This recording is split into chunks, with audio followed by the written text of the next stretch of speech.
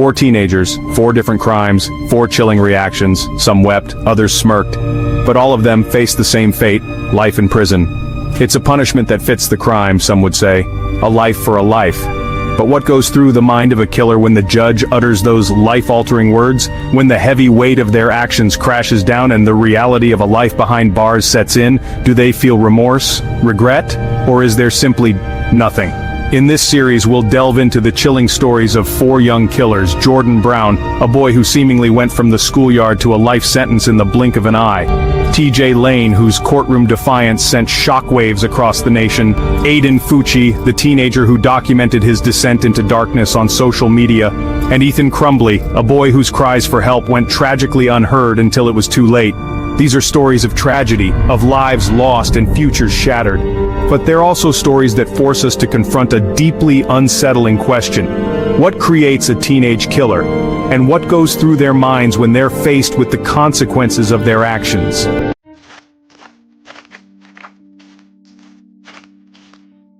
The snow fell softly on that cold February morning in Wampum, Pennsylvania. A picturesque scene, you might say, but beneath the surface of this quiet town, a tragedy was about to unfold. A crime so shocking, so inexplicable, that it would leave the community reeling for years to come. It was 2009.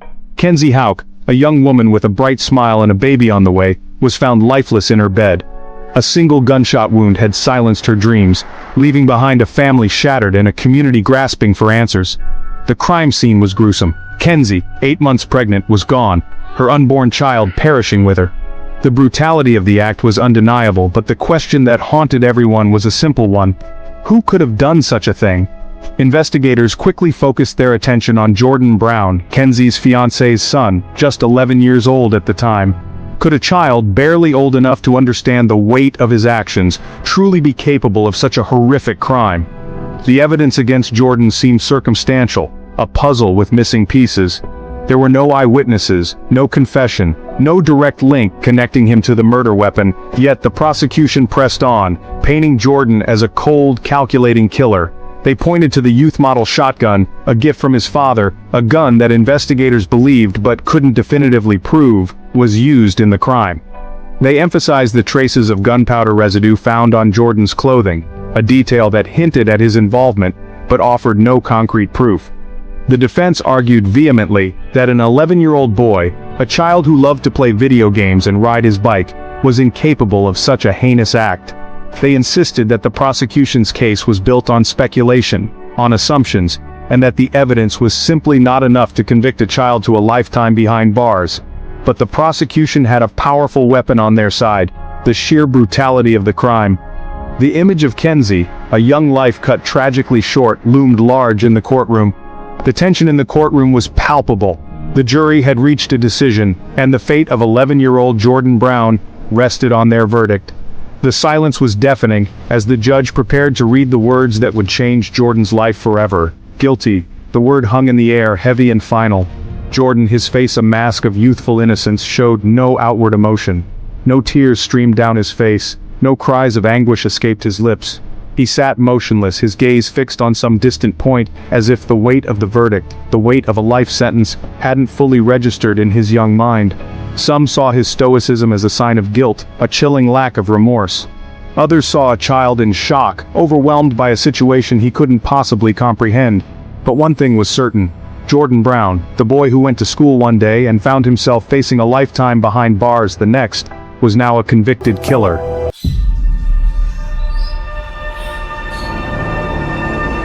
Chardon, Ohio. A town where life moved at a slower pace, where the rhythm of the school day was a familiar comfort. But on February 27, 2012, that sense of normalcy was shattered, replaced by the piercing sound of gunfire and the chilling realization that evil had found its way into their midst. It began in the cafeteria, a place usually filled with the chatter of students and the clatter of lunch trays. 17-year-old TJ Lane, a student at an alternative school, entered the room, a .22 caliber pistol hidden beneath his clothing. He walked with a purpose, a chilling resolve that belied his young age. The first shot rang out, a deafening blast that cut through the air, followed by screams and chaos. Students scrambled for cover, their laughter and conversations replaced by the primal instinct to survive. But for 3 students, it was already too late. Daniel Parmenter, a kind-hearted soul with a passion for computers, Russell King Jr., a gentle giant who dreamed of becoming a military medic, Demetrius Hewlin, a young man known for his infectious smile and love of life. 3 lives full of promise and potential, extinguished in a matter of seconds. The arrest was swift. TJ Lane, apprehended shortly after the shooting, offered no resistance. There was no struggle, no desperate attempt to escape the consequences of his actions.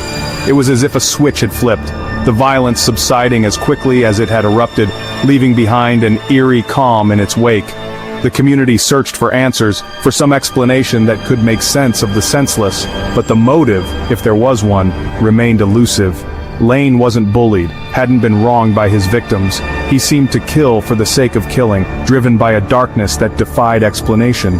As the legal process began, the nation watched, horrified and captivated as the face of evil was revealed.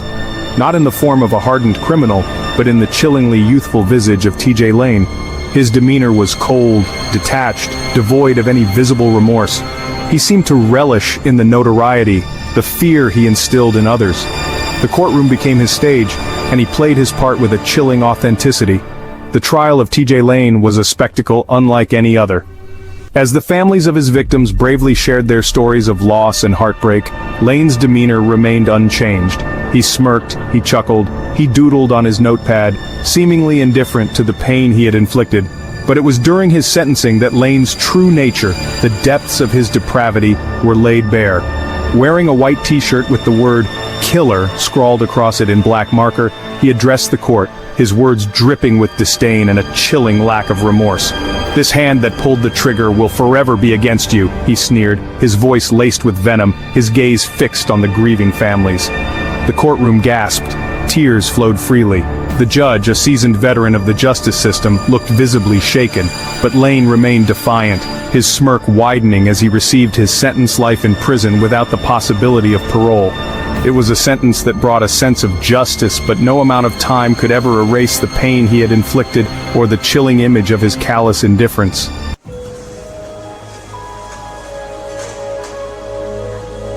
Chapter 4. Mother's Day Murder, the Aiden Fucci Case. It was a day meant for flowers, for breakfast in bed, for celebrating the women who shape our lives. Mother's Day, 2021. But in St. John's, Florida, a very different scene was unfolding. One of unspeakable violence, a stark contrast to the celebrations happening around them. 14-year-old Aiden Fucci, a seemingly ordinary teenager, asked his classmate, 13-year-old Tristan Bailey, to join him on a walk. A walk, he said, to a nearby pond. A walk that would be her last. Hours later, Tristan's family would receive the news that no parent should ever have to hear. Their daughter's body had been found, discovered in the woods, discarded. The details even more horrific. Tristan had been stabbed, not once, not twice, but 114 times. A crime of unimaginable brutality, a young life extinguished, and a community left grappling with the question, how could this happen? As investigators pieced together the events of that fateful Mother's Day, their attention quickly focused on Aiden Fucci. He was the last person known to have seen Tristan alive, and his behavior after her disappearance raised red flags. Red flags that waved like crimson warnings in the breeze. There were no tears, no expressions of concern, no frantic calls to find his missing classmate. Instead, there were selfies. Selfies taken in the back of a police cruiser, a disquieting grin spread across Aiden's face. And then, the Snapchat post, a chilling message sent out into the ether. Anyone seen Tristan lately? The words, seemingly innocuous, took on a sinister tone in light of the unfolding tragedy. It was a display of callousness that sent chills down the spines of seasoned detectives. Aiden's demeanor, they would say, was unlike anything they had ever encountered. As the weight of the evidence mounted and the charges against him grew more serious, a change seemed to come over Aiden Fucci. The bravado, the chilling indifference, slowly began to melt away, replaced by something else entirely. Gone were the smirks and the shrugs. In their place, tears, sobs racking his slender frame as he sat in the courtroom, facing a judge, a jury, and the shattered family of the girl he had killed. "I'm sorry," he choked out, his voice barely a whisper. "I'm so ashamed of what I did." Were these the genuine expressions of remorse, of a young man coming to grips with the enormity of his crime? Or were they the calculated pleas of a desperate teenager facing a lifetime behind bars? The judge, tasked with weighing the evidence, the testimony, and the seemingly sincere remorse of a confessed killer, was unmoved. The sentence: life without parole.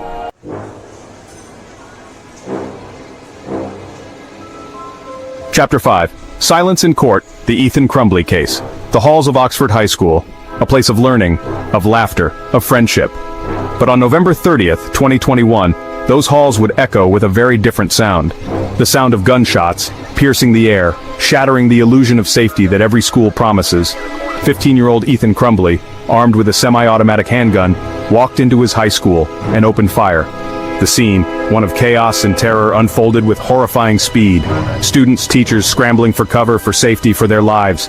4 students, Hannah St. Juliana, Madison Baldwin, Tate Meyer, and Justin Schilling, their lives full of promise cut tragically short. 6 others injured, their physical wounds a constant reminder of that day. In the aftermath, the community would be left reeling, grappling with the why, the how. How could this happen here? In their town? In their school? As investigators began to delve into Ethan Crumbley's life, a pattern of disturbing behavior began to emerge. In his bedroom, a journal filled with dark, disturbing drawings, guns, bullets, and haunting depictions of death. The words "Help me" scrawled across the pages, a desperate plea lost in a sea of darkness. There were other signs too: an obsession with guns, a fascination with violence, concerns raised by teachers, by classmates, even a meeting with school officials just hours before the shooting, warning signs like flashing lights ignored. And then, the chilling realization: Ethan's parents knew about the gun. They had purchased it for him just days before the shooting. A gift, they called it. A gift that would become a weapon of destruction. Throughout the trial, Ethan Crumbley remained an enigma, a blank slate, devoid of any visible emotion. No tears, no outbursts, no defiant smirks. Just a cold, empty stare that sent shivers down the spines of those who met his gaze. His silence, deafening. His lack of remorse, palpable. Until that is, the day of his sentencing. Standing before the judge, facing a lifetime behind bars, Ethan finally spoke. "I am truly sorry for what I did," he said, his voice flat, devoid of any inflection. The words, carefully chosen, rehearsed. But were they heartfelt, or simply a calculated attempt at damage control, a last-ditch effort to sway the judge's sentence? The judge, however, was unmoved. The sentence swift and decisive: life without parole. Ethan, as he heard the words that would seal his fate, remained impassive. No reaction, no emotion, just a chilling emptiness.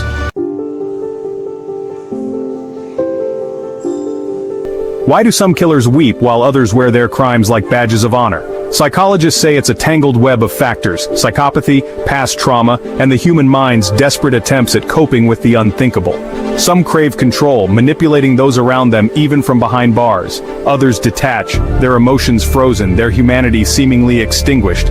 And some, perhaps the most unsettling of all, appear to feel nothing at all.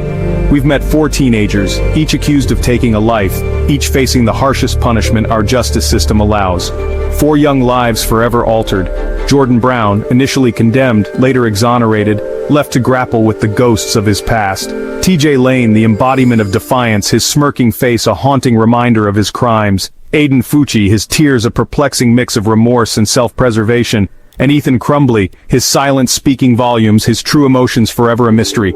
4 teenagers, 4 different reactions: shock, defiance, regret, silence. But in the end they all faced the same destiny: life behind bars. Justice, in the eyes of the law, was served. But for the families of the victims, the pain, the searing agony of loss will never truly fade. For more true crime stories, subscribe to our channel.